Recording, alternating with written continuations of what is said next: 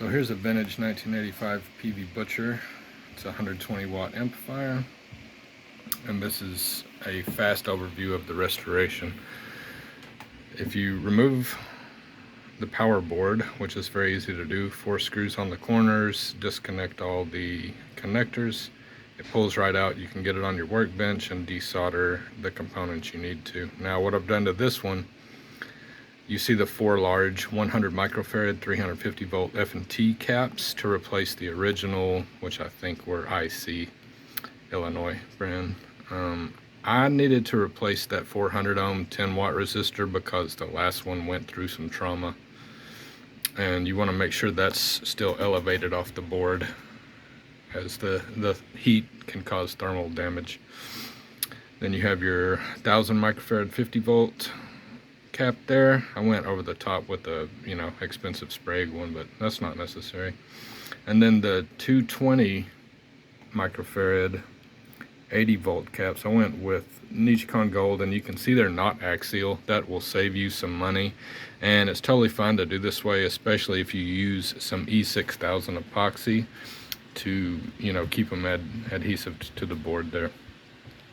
And then this one I added a bias mod, so you can see this, it's either a 10 or 25 turn trim pot there out on the edge. There's a 10K resistor in series with it to give it a minimum, a heel resistor.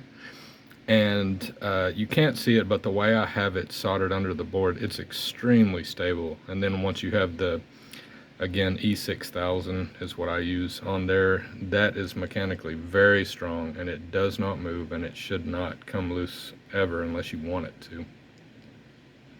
And that's a 50K trim pot. And being a multi-turn trim pot, that is way more stable to stay in the range that you dial it to, in case there's any vibration or something that may alter that.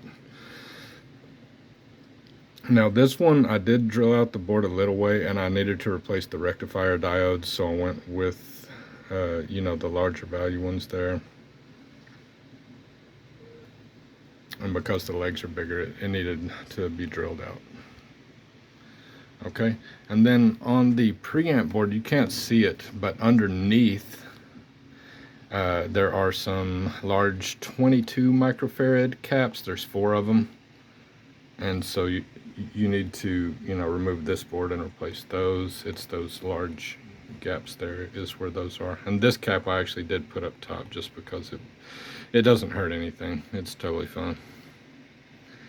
And there were a couple smaller value electrolytics that I went ahead and replaced on that as well.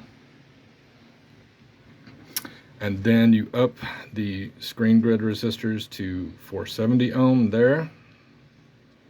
That's just kind of a standard value for 606s.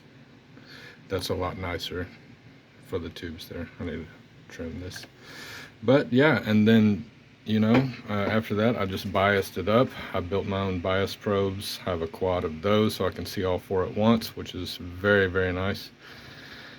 And so that's about it. PEAVEY Butcher fully restored. It's very stable now. I keep using the word stable, but yeah, it is. This thing's rock solid.